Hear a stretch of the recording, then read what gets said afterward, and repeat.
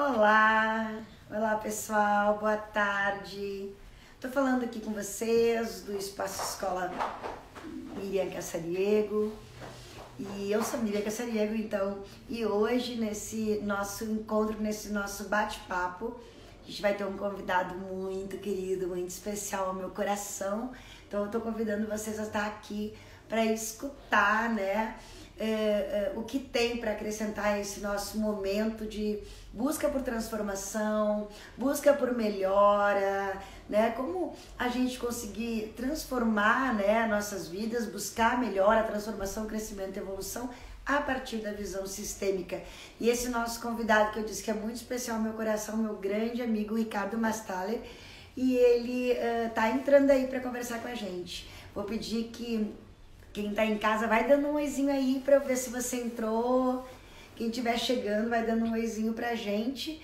E a gente vai chamar o Ricardinho aí pra conversar conosco um pouquinho.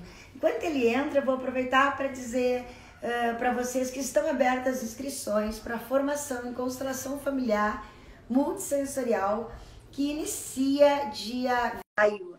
Então a gente está montando uma segunda turma bem linda. Se você se interessa pelo assunto, está acompanhando a gente, né? Segue lá pela página. Olha aí, ó, entrou. Oi, Ricardinho, meu E aí, querido. tudo bem? Como é que você está, Miriam? Que alegria te ver, pelo menos virtualmente. Tudo bem, meu querido? Que coisa boa. Eu quero desde já agradecer ao convite, né? Agradecer por estar te recebendo aqui na nossa página, né? E sempre pelo carinho, né, que você tem comigo, né? E aí já de tantos anos, né, Ricardo? Gratidão a minha, Miriam. Nós nos conhecemos em 2014, né, no Metaforum, fazendo uma formação lá de Ouro Verde com a Desirê.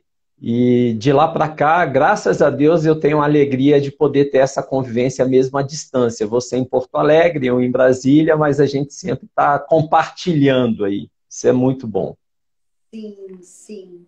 E eu quero também ali o pessoal que está entrando lá, Renato, né? Augusto também, Luciara, beijo grande, né? E o Ricardo, gente, não só meu amigo, né, meu querido, mas também um profissional de que eu admiro muito, por isso o convite para vir aqui falar, né, sobre as transformações a partir da visão sistêmica. Ele também é autor, né, de um livro que eu tô louca para contar e para saber mais, né? Eu tô sempre incomodando, que é Os Sete Ases, né? A jornada para a autorrealização. Eu queria também ouvir mais sobre isso, né? E convidar vocês a acompanhar com a gente o que esse nosso, né, mestre aí tem para nos contar. Então, Ricardo, quando a gente pensa nesse assunto de transformações a partir da visão sistêmica, é meio que natural que a gente pense no que aconteceu conosco, né? Porque tanto eu quanto você, e quanto acredito que a maioria dos buscadores, né, que estão neste caminho de jornada de autotransformação, de autodesenvolvimento, que estão buscando despertar, né? O primeiro processo todo aconteceu conosco, né? E é só por isso e a partir disso que a gente consegue falar que é possível, né, fazer essas transformações a partir dessa visão sistêmica. Quer falar um pouquinho para nós sobre isso? Como você vê isso? Como é essa jornada pessoal? Bacana você colocar isso, porque eu comento muito que eu acredito que não dá para apoiar alguém por um caminho que você ainda não percorreu, que você ainda não conhece, que você ainda não passou, né? Então, a história do Ricardo enquanto processo de autoconhecimento, de transformação, começou com uns 14 anos de idade e que começou com a leitura de um livro que ficou bem conhecido, chamado Como Fazer Amigos e Influenciar Pessoas, porque já naquela ocasião eu me percebia como uma pessoa muito tímida, muito reservado. Eu, às vezes, entrava nos locais jovem, né? E as pessoas achavam até que eu era mal educado, né? Porque eu tinha tanta vergonha de cumprimentar as pessoas, era impensável eu estar numa live nesse momento, né? Porque eu não conseguia nem cumprimentar, nem conviver ali com as pessoas e tal. Então, o processo começou muito cedo. até para ter essa superação da timidez, né? E sempre, em paralelo, eu sempre busquei fazer processos terapêuticos dos mais diferentes e diversos possíveis, com várias linhas, desde as mais ortodoxas, psicanálise e tal, até as mais novas, digamos assim, como a terapia sistêmica, né? Não só eu me qualifiquei como constelador, mas eu mesmo, durante 20 anos, utilizei essa ferramenta como um processo de autoconhecimento, né?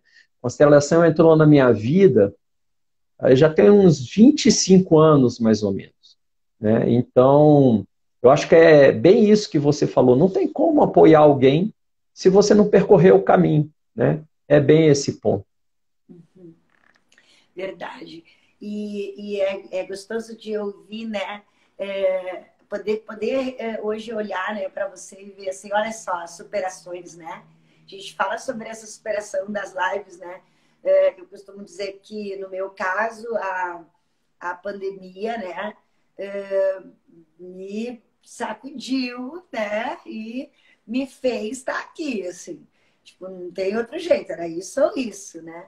E antes também, o processo era de timidez, as pessoas, quando eu falo que eu fico tímida, as pessoas não acreditam, Ricardo.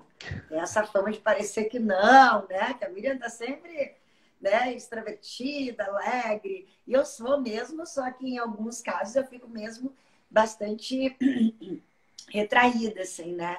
E tinha muito luta com essa coisa da internet. E aí eu penso que é um processo que é sistêmico a vencer nossos medos, né? Porque parece o medo de se expor na internet, ou o medo da live, né? Ou a timidez é por isso. Não, é muito mais profundo, né? É anterior. E quando a gente passa a olhar de uma maneira mais profunda para nós mesmos, né? E a gente quer modificar, tem que ter um querer interno muito grande, né? Uma dedicação, uma força de vontade, porque senão não é as terapias que vão fazer o milagre, né? Perfeito.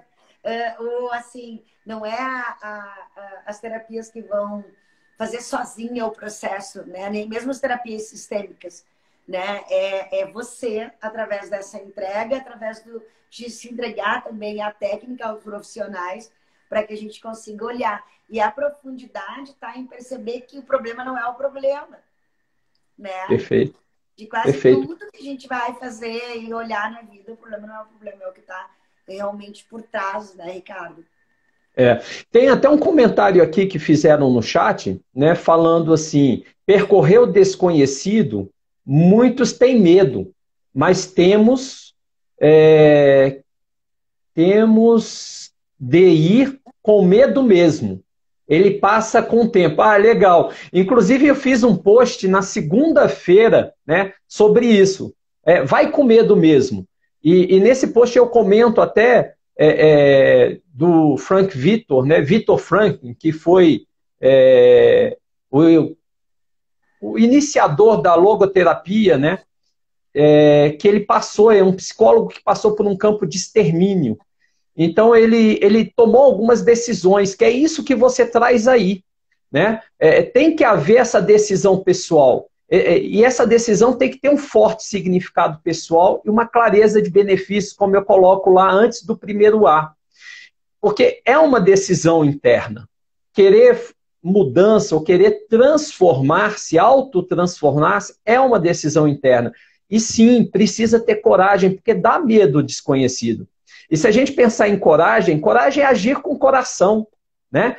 E é trazer à tona esse coração que está aí pulsando e que muitas vezes está emudecido, está ocultado por uma série de crenças que não nos permite sentir, que é uma das funções mais nobres do ser humano, é sentir, é ter compaixão, é ter empatia, é manifestar o amor, né? Só que é isso mesmo que você traz, né, Miriam? Precisa querer. A gente precisa querer, inclusive, nos livrarmos dessas crenças que nos limitam. E só vai avante se a gente tiver, dentro desse querer, um forte significado pessoal e a clareza do benefício que vai acontecer a partir da mudança ou a partir da transformação. É por aí. Quando a gente fala que é sistêmico, que o problema não é o problema, é porque a partir deste olhar, desta visão mais sistêmica do mundo, observar o todo, olhar todo sistêmico, né? O que está vindo do nosso campo, o que está vindo de papai, de mamãe, como foi a nossa criação, né? Como era o ambiente que a gente vivia, qual é a questão cultural, né? Até mesmo religiosa que você teve.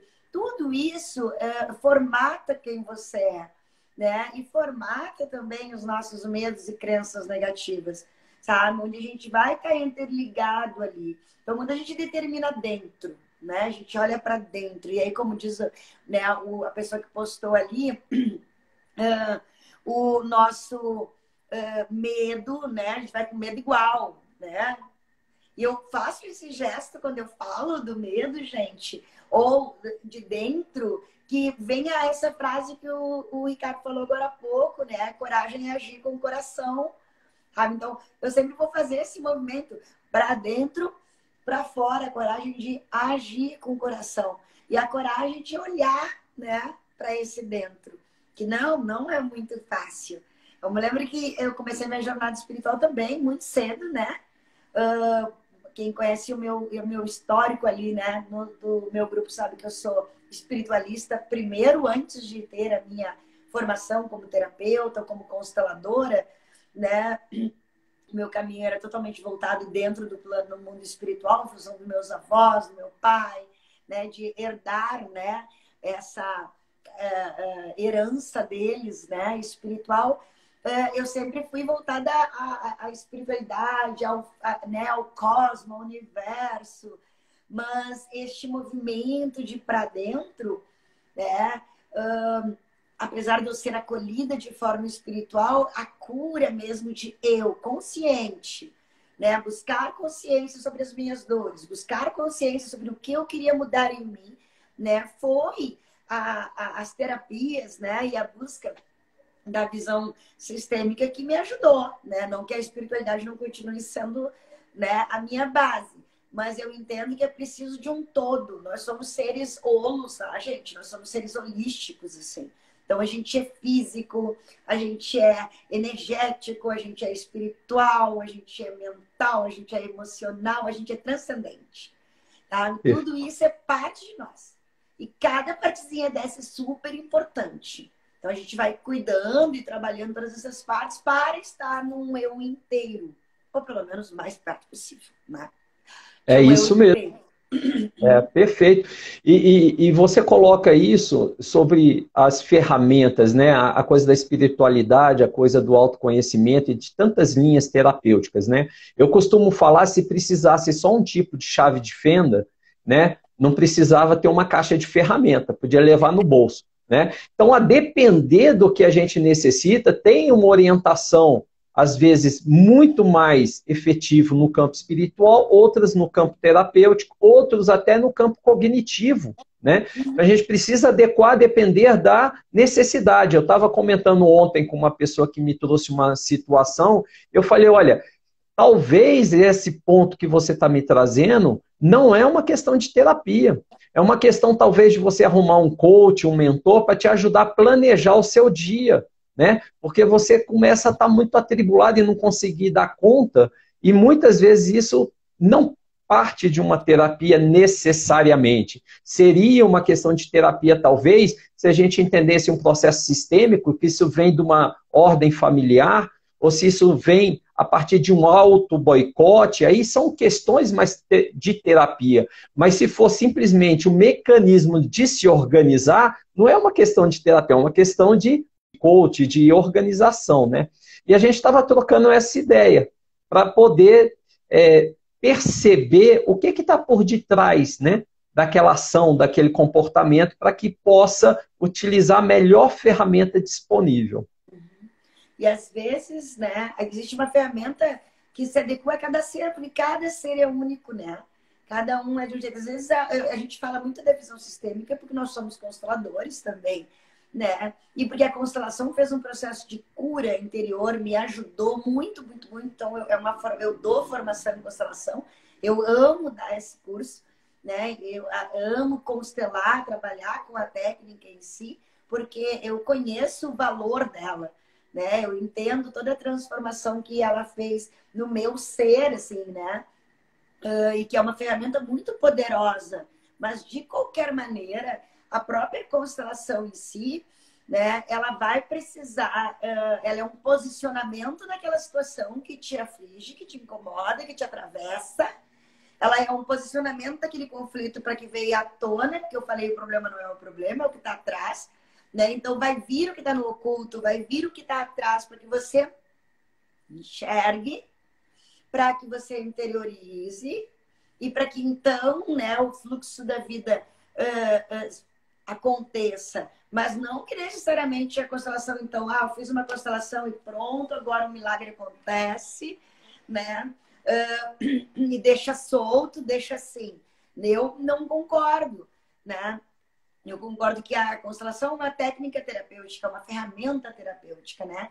Da psicoterapia sistêmica, que é maravilhosa, que vai te fazer olhar para o que está dentro, o que está oculto, o que vem do campo, qual é o teu posicionamento na vida naquele momento ou naquela situação que está te incomodando. Porém, né, uma vez visto isso, precisa da tua responsabilidade. Precisa do teu querer, a tua responsabilidade e não dispensa as outras terapias.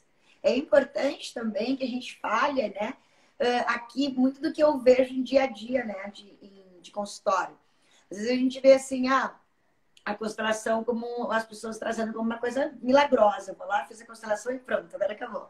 Não preciso me responsabilizar, eu não preciso mudar de atitude, né? E tem gente que, assim, eu já vi casos, né, de parou a terapia, largou tudo, porque agora, né, a consteladora ou a constelação vai me curar. Não, ela é uma técnica, ela é uma ferramenta maravilhosa, mas você deve seguir os teus processos de responsabilidade, você deve seguir os teus processos terapêuticos, tá? Eu costumo, inclusive, eu tenho muitas colegas psicólogas que recomendam a terapia de constelação, mandam o paciente para mim, eu constelo, trabalho aquilo com a pessoa e devolvo ela, devolvo o paciente para a psicóloga. O que acontece? Né, o que acontece? O que eu percebo? Tem até uma frase que eu pessoalmente gosto muito, que a gente só trata, a gente só cura, a gente só cuida do que a gente enxerga. A gente só muda o que a gente enxerga. Não há como mudar algo que eu não enxergue. Então, vamos supor, de repente eu tenho um ferimento aqui na mão. Se eu quiser cuidar, tratar desse ferimento, para que ele cure, eu preciso olhar para ele. Eu não consigo cuidar desse ferimento se eu não enxergo ele. A ferramenta da constelação, que é uma terapia breve, para mim é muito poderoso nesse sentido, como você colocou. Eu conheço vários psicólogos que encaminham para a constelação seus clientes, para poder trazer à tona o que está oculto, porque se está oculto, se eu não enxergo, eu não consigo tratar. Uma vez estando oculto, e o campo sistêmico revela, o campo sistêmico ele é maravilhoso nesse aspecto.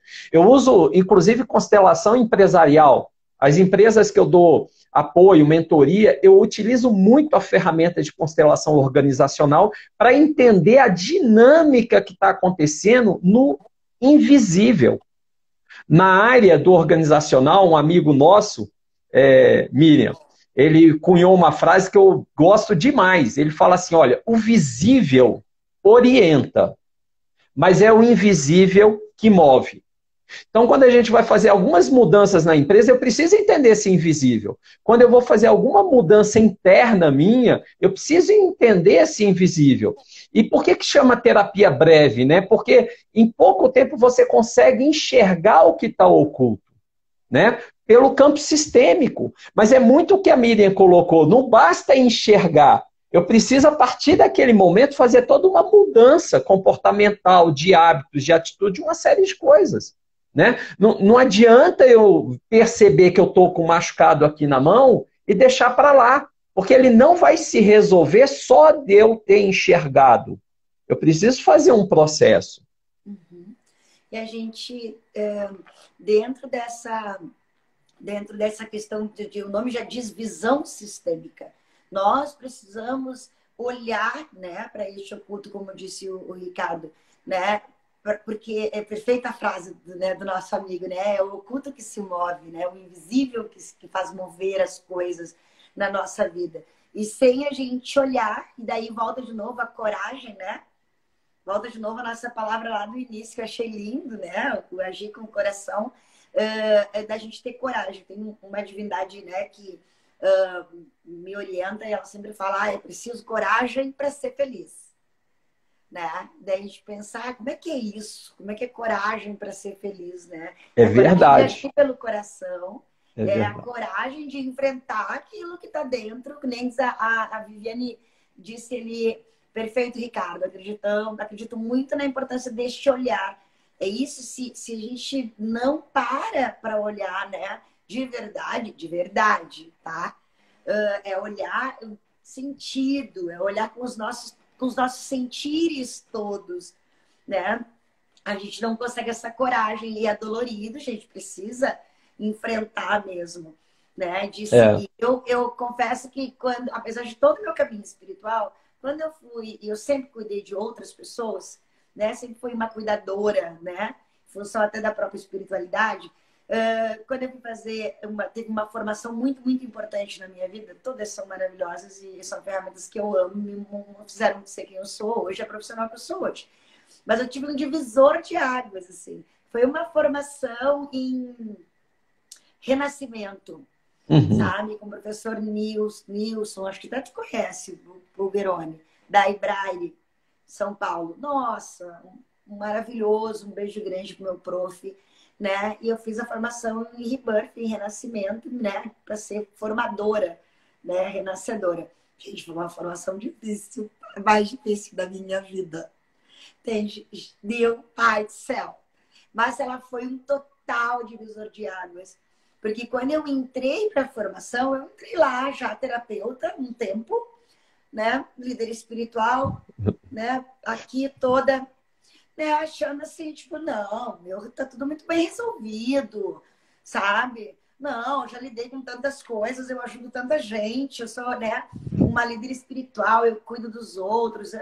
Entrei assim, salto alto, sabe? Entrei aqui. Primeiros movimentos, né? A pessoa começou a descer do salto na velocidade da luz. Entende? E foi muito, muito forte. Eu digo que eu entrei uma Miriam, saí outra, né? Porque não tem como tu fazer essa formação sem tu te olhar, né? E olhar profundo, né? Olhar para a água mesmo, né? E depois, quando eu fui fazer a formação em 2011, eu acho, eu sei que fui fazer a primeira formação em constelação pela Metaforum. Também entrei lá querendo aprender a técnica, né? Só quero aprender a técnica. Uhum, né? Que por quê? Porque dói, né, gente? Dói, né? Então a gente entrou lá, entrei lá querendo aprender a técnica e sair plena. Entrar plena e sair plena, pela porta da frente, assim, ou pela dos fundos, se ninguém me vê. Daqui a pouco, né, eu passo pelos processos todos de uma maneira tão intensa, tão intensa, tão intensa, sabe? Que eu tive que respirar muito e ter coragem de olhar para as minhas dores. E de verdade, gente, eu acho que hoje eu me considero, né? E uma profissional já com uma estrutura, né? Já estou há muitos anos, 20 anos como terapeuta, né? Já tenho, né, toda uma caminhada de qual eu me orgulho, né? Mas todo esse processo só é possível porque a cada curso, a cada terapia breve, a cada coisa que eu aprendi, a cada formação de psicologia, eu fui interiorizando o olhar para o coração e exercitando a coragem, né? Então, agora, depois, principalmente voltando à questão da visão sistêmica, Ricardo, a importância, né, do querer, a importância do saber, então a importância de uma boa formação, né?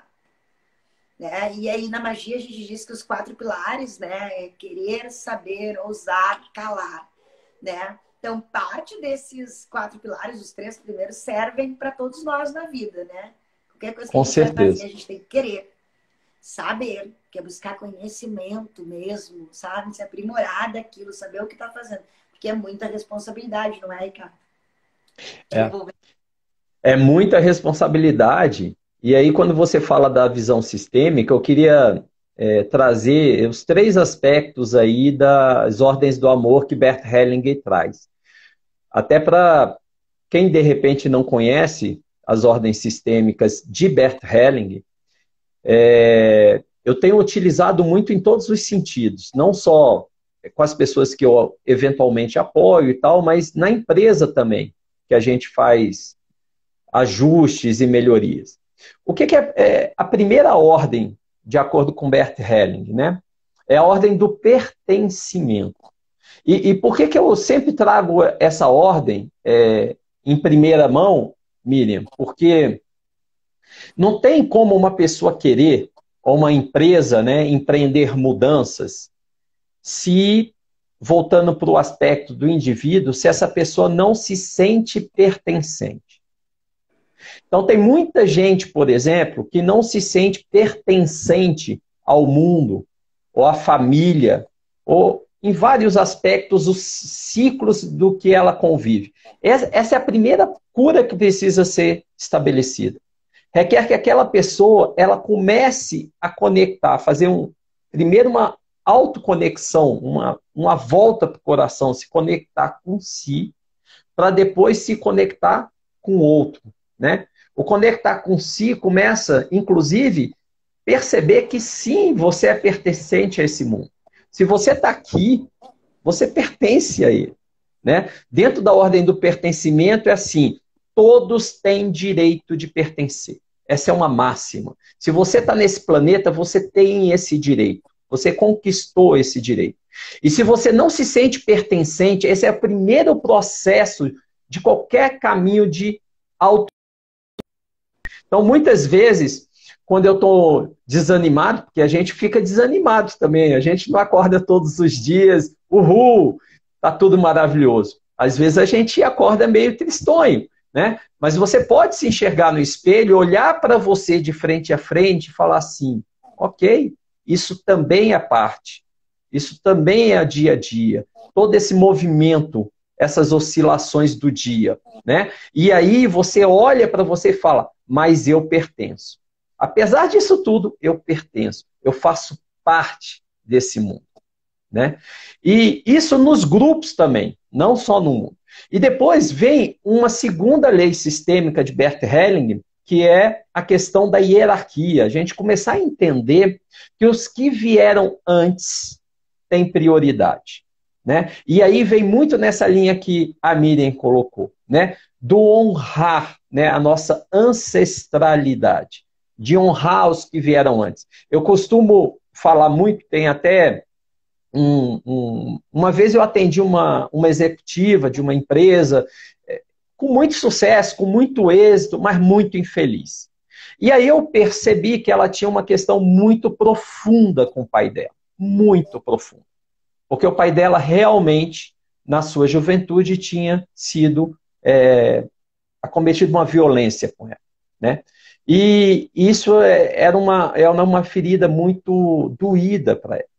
E quando a gente começou a trabalhar essa questão, eu falei assim, olha, eu vou te ser muito sincero, se você quiser avançar na sua vida e conquistar essa alegria, essa felicidade que você busca tanto, apesar de tudo que você tem, você sente depressivo, infeliz e com vontade de morrer, você precisa reconectar com as suas raízes biológicas, com seu papai, com a sua mamãe.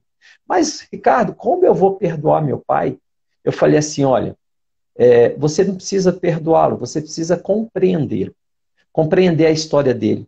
Compreender que ele não conseguiu fazer diferente, né? Começar a entender e buscar mais, a saber mais sobre a história dele para você chegar à sua própria conclusão, que era o que ele, infelizmente, ele tinha naquele momento para oferecer.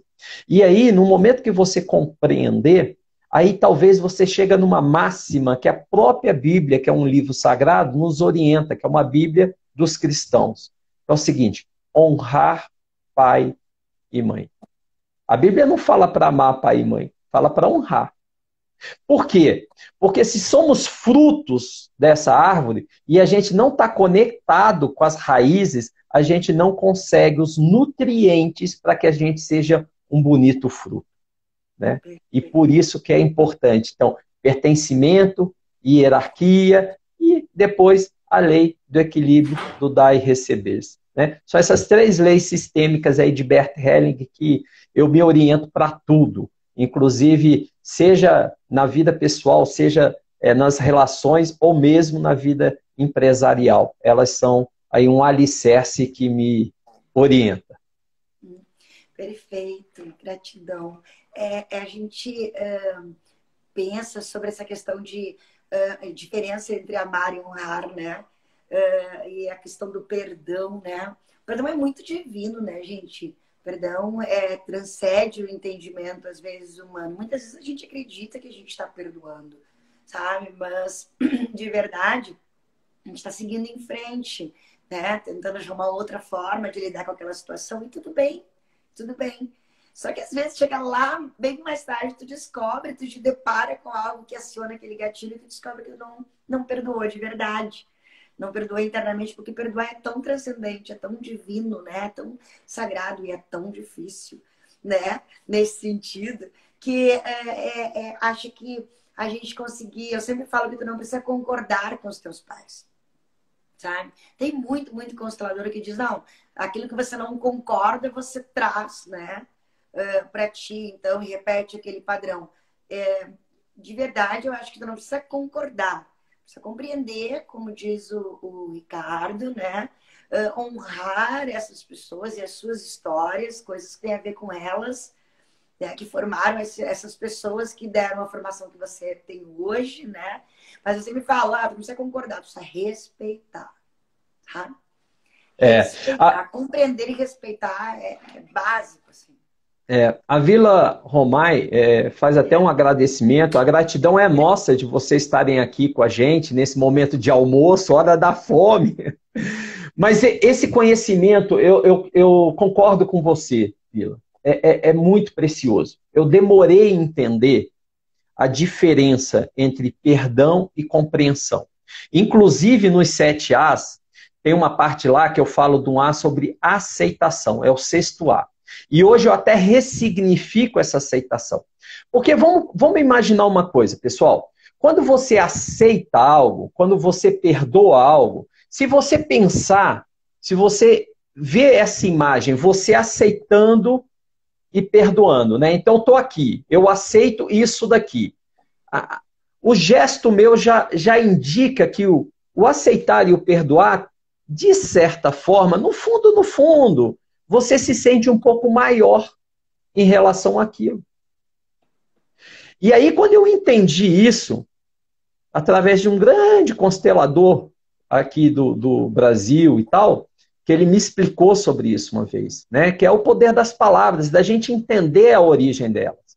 Né? Olha, eu não tenho que aceitar, eu não tenho que perdoar meu pai, porque essa deveria ser uma atitude mais, como a própria Miriam trouxe, né?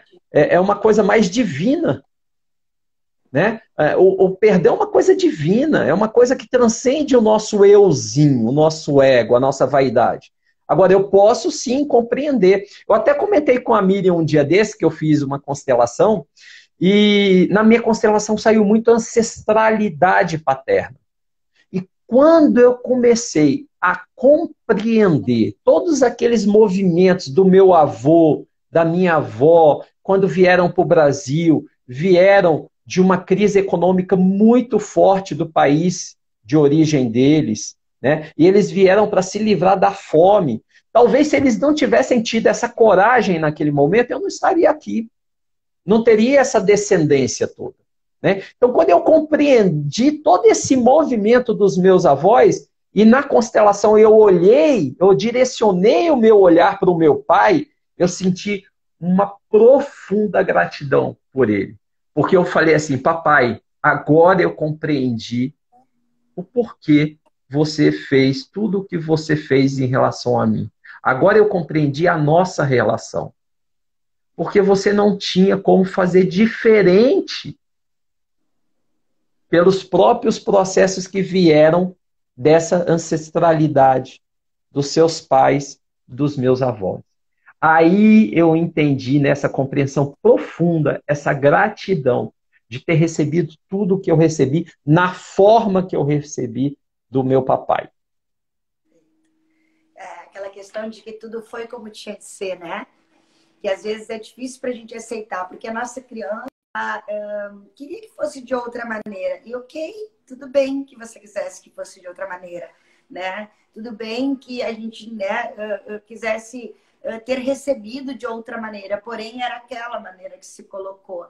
E se a gente parar para pensar um pouquinho, às vezes nós somos muito duros com a gente mesmo, sabe? A gente está, principalmente a gente está aí na busca por se transformar, por se melhorar, por evoluir com coragem, né? Como eu disse. E aí a gente quer uma perfeição das nossas ações, né? A gente quer uma perfeição da nossa vida, né? E isso vale para tudo. Às vezes até mesmo nas relações afetivas, como eu falava esses dias numa outra live com a Bárbara Sintra. A gente quer uma relação, por exemplo, afetiva perfeita, né? Mas a perfeição, ela descansa em si mesma, né? Essa relação perfeita, ela não existe, o perfeito não traz a plenitude, sabe? Porque ele descansa em si mesmo, não há nada a ser feito, né? A gente tem que amar o imperfeito, né? A gente estava falando de relações afetivas, mas põe isso na sua vida, né? De maneira geral, amar o imperfeito no outro, amar o imperfeito em ti mesmo, né? Amar o imperfeito do papai, né? E poder entender que a perfeição dele repousa nele mesmo, no que ele conseguiu, o que ele não conseguiu, né? E que essa tua imagem de um pai que não erra, ela vem para a tua criação de pai. Antes ele era só um homem, né? Tá? Então, amar o imperfeito do pai, na mamãe, no que foi, tá? É poder compreender e, a partir disso, então, respeitar. E há várias formas de honrar. A gente fala da honra, né, na constelação, só que tem muitas pessoas que honram no aspecto do sofrimento. Eu vou honrar meu papai e minha Sim, mamãe, carregando para mim a dor da minha mamãe. E eu vou repetir relações nocivas da minha vida ou dificuldade de financeira, de realização na minha vida, porque mamãe e papai não conseguiram. Então, naquela ordem de hierarquia que falou o Ricardo, eu não posso ser maior que o meu papai, sabe? Então, eu vou até um pedaço na vida, nas relações, ou no financeiro, na estrutura de vida, vou até um pedaço no sucesso, consigo e paro para me diminuir, para não passar por cima do que eles conseguiram. Então, eu honro também, às vezes, na escassez, eu honro na perfeito. repetição de padrão de relações sofridas, relações abusivas, violentas. Eu honro na doença, né? Então, tu pode estar carregando uma doença hoje física que, vovó tinha, né? A mamãe não conseguiu lidar com tal coisa e você repete aquilo num processo de sofrimento e dor. Quando você olha através da visão sistêmica e enxerga isso, tu vai entender por que eu fiz isso. Eu fiz isso porque eu estava honrando, é uma forma de amar, Perfeito. Perfeito. né? É uma forma de amar, é por amor eu repito um padrão. Mas existem formas da gente honrar de maneira diferente. E ela passa pela compreensão, como diz o Ricardo, né? E pelo respeito a tudo como foi. Entende? E entender que a gente não pode ser tão duro conosco. Se a gente se observar, muitas vezes nós já estamos fazendo melhor. O melhor não. Estamos fazendo um pouquinho diferente, sabe? Do que já fizeram, vindo um processo. Então, eu, por exemplo, quando eu olho para minha ancestralidade feminina, né? Antes a minha mãe, né? A mãe da minha mãe, a minha bisa, ela era indígena, né? E assim, e foi, todo mundo falava e tal, que ela foi achada no mato, tá? E eu guardava muito aquilo quando era criança, tipo, achada, né? Achada no mato. Aí, minha avó já teve um histórico de vida daí mais sofrido, porque a minha bisa foi achada, né, no mato, levada para o meio dos brancos, então, né, na marra, gerou uma filha, né, de uma violência natural dos brancos para com os indígenas, né? A minha avó, então, nasceu de muito sofrimento, daí minha mãe, né, também sofreu muito, partiu com 33 anos, era uma menina, assim, e tô eu aqui com toda essa bagagem sistêmica, né, para trás, como mulher, algumas formas de honrar, continuar repetindo o padrão de sofrimento, entendendo que, coitada da minha mãe, coitada da vovó, né, ir para esse lugar de pena, onde então, no lugar da piedade, eu me torno maior, que é o que a gente fala, Perfeito. né? É. No lugar da piedade, eu tenho pena de você, eu me coloco maior, sabe? Ai, coitadinha da minha mãe, eu coloco ela inha, né? Aqui embaixo, eu grande. Era uma forma de repetir. E a outra era conhecer a história lá, descobrir o que É, é uma mulher ser uma indígena ser achada no mato. é. Agora. E E isso que aí você foi me traz, transformar para melhor. isso que você traz é muito importante, porque a gente honra na dor do, da nossa ancestralidade para nos sentirmos pertencentes, né? Porque a gente repete o padrão para que a gente possa se sentir parte. Mas olha só como é interessante. No momento que a gente compreende que foi daquela forma, no momento que a gente tem esse entendimento, você pode olhar para a ancestralidade e falar: puxa vida, vocês passaram por tantos desafios, agora eu posso fazer diferente. Honrar vocês é fazer outras escolhas, porque essas daí vocês já fizeram. A gente já tem no campo sistêmico familiar experiência suficiente em relação a isso. A gente pode fazer diferente. Agora, a gente só consegue fazer diferente, pessoal, no momento que a gente integra esse aprendizado, no momento que a gente compreende. Tem uma questão sistêmica que fala muito: tudo que a gente queira excluir ganha força.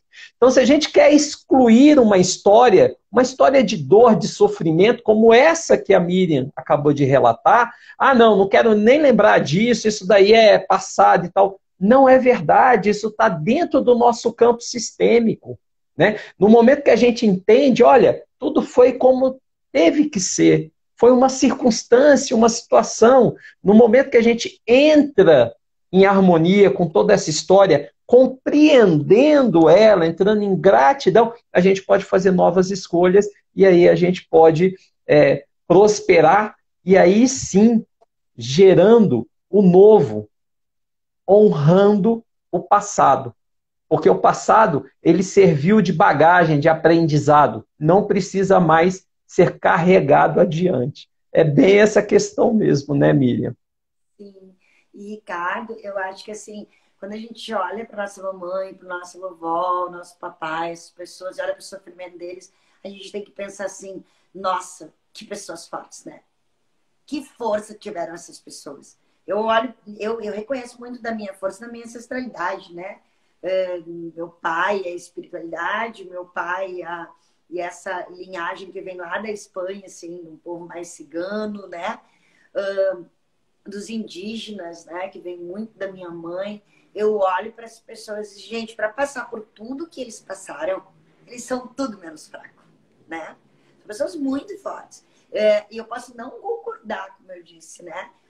Com o que aconteceu com os povos, né, originais, que é da onde boa parte, metade de mim vem, né? Eu não concordo até hoje. Eu sou uma ativista, né, de que a gente tem que respeitar como sistêmico, a gente respeitar e honrar, né, aqueles que vieram primeiro. O Brasil é indígena, né? O Brasil começa com este povo, eles estavam aqui, são os povos originais, né? E enquanto nós, enquanto país, não honrarmos as nossas raízes indígenas, africanas, a natureza, a mãe terra, o meio ambiente, nós vamos continuar, né, sendo uma árvore frondosa, né, que destrói as próprias raízes. E não há uma chance de se tornar uma árvore sadia, né? Então, o Brasil tem um adoecimento porque não honra, né, não consegue entender que nós somos indígenas por natureza. Então, eu sou uma ativista nesse sentido, mas eu também olho para essas mulheres e digo: gente do céu, que galera forte. É E bem eu me por aí. empodero dessa força, eu honro essa força, né, para receber e não receber a dor apenas, né? Eu faço um pouquinho diferente.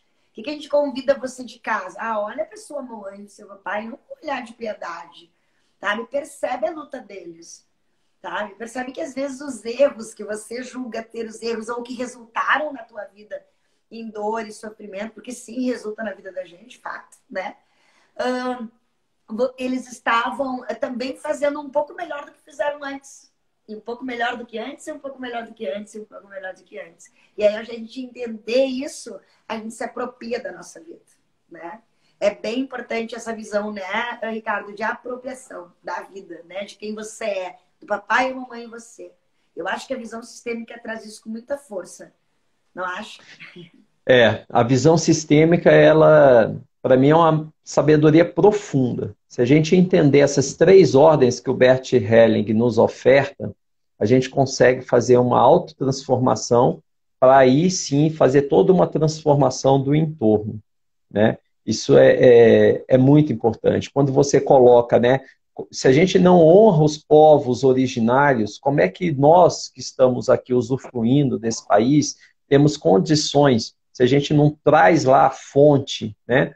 Esse honrar a fonte, ter condições de ter abundância e prosperidade, usufruir dessa abundância e prosperidade, porque, pessoal, o país é muito abundante, né? Para suportar o tanto que o Brasil suporta, ele é muito abundante. Mas por que a gente não tem uma vida abundante? Se o país é abundante, né? Porque tem muito dessa referência que a Miriam nos traz, né? Essa desconexão que a gente tem, esse honrar essas raízes, né? Tão importantes. É a mesma coisa de você ter lá uma torneira aberta numa mangueira e você querendo sair água lá no final da mangueira, mas só que você está com o pé em cima da mangueira. Vai sair água? Vai, mas não abundantemente. Não no volume que está saindo. Isso é muito importante. Isso tem a ver da gente realmente entender as raízes das coisas.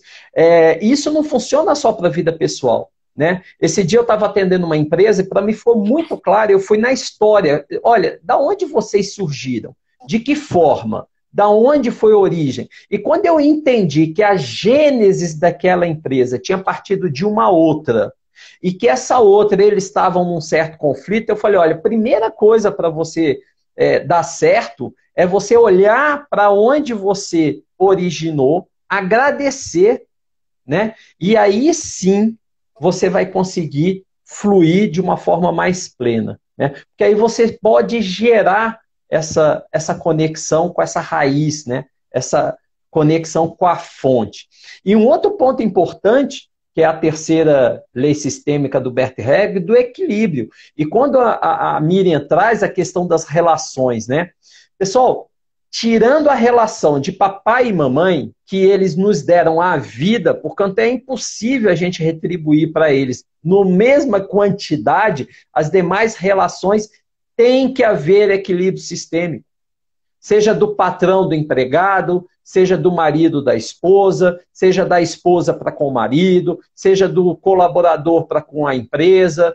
Essas relações, elas só têm abundância e perpetuidade se o equilíbrio está presente. Agora, o equilíbrio pode ser feito de várias formas, né? A gente vê muitas relações do passado que, às vezes, as pessoas achavam que eram relações desequilibradas e não eram. O marido estava lá trabalhando no campo e tal, e a esposa estava cuidando de todo o resto, e que era bastante coisa. Se a gente for lá antropologicamente, o homem estava lá caçando e todo o restante era uma retaguarda forte. Tanto que hoje os homens não têm tanto mais essa necessidade do vigor físico para poder gerar, né, a produção, e está meio perdido, porque a maior habilidade é da energia feminina, porque ela sempre teve uma orquestração maior. Agora lembra, homens, nós temos as duas energias, a masculina e a feminina. E a gente pode sim desenvolver a energia feminina, podendo lidar com mais empatia, com mais amorosidade nos nossos dias a dia, né? Fechando, eu comento muito lá no Sete Ares uma frase que eu gosto muito, que me veio para mim por inspiração, que eu falo lá: se o amor não for o protagonista, qualquer processo de terapia, de autoconhecimento e tal, é em vão, não é sustentável, é raso, né? Então, o amor, ele, nas nossas ações, nas minhas ações, ele busca sempre ser o protagonista. Que lindo. A minha também, Tadinha, a gente está indo para o final da nossa live, né? Para deixar o pessoal almoçar. Você está me ouvindo bem? Vamos lá. Travou. Nós também, eu não sei se você almoçou, eu não almocei ainda. Eu também não. Então, acho que eu quero ver com o pessoal aí de casa, né? Como foi esse papo aí com a gente. Vou pedir para vocês comentarem para nós, né? Deixarem nos comentários. A gente vai subir a live, vai ficar, né, salva na página para quem não conseguiu assistir até o fim. E a gente vai pedir para você deixar um comentário lá para nós. Conta para nós como foi essa conversa, o que você entende pela tua busca de transformação, como isso agregou na tua vida, né? A gente vai repetir que estamos com inscrições abertas aqui no Espaço Escola para a formação em constelação familiar multissensorial, que é um método da Miriam, né? Que é um método que eu acabei desenvolvendo ao longo desses anos sobre constelação. E fica lá a inscrição para vocês. Eu quero te agradecer muito, muito, muito, muito. Dizer Gratidão, que o Ricardo, filho. nós não conseguimos falar muito sobre o livro dele. Tá? Então, nós vamos ter que fazer outra live para a gente conversar mais sobre esse livro aí, que eu estou esperando receber o meu aqui, tá? Eu quero te agradecer imensamente, né? Esse carinho que tu teve, essa disponibilidade. O Ricardo é super ocupado, né? Então, quero te agradecer muito, agradecer a cada um de casa que está ali nos assistindo. Gratidão a você, Viviane, que falou com a gente, né? Todos que falaram, o Deudió, que falou... Viviane Tourinho, Lidiane, tem um pessoal aí de Teresina, viu, Miriam? Viviane é uma grande terapeuta aí de Teresina, está aí nos acompanhando. Gratidão, pessoal, todo mundo que entrou, agradeço muito. Miriam, gratidão, espero que a gente possa algum dia nos rever presencialmente, mas eu sinto que os corações estão muito próximos. Obrigado, viu? Sempre, meu amigo. Um beijo grande para cada um de casa. Até a próxima. Tchau, tchau.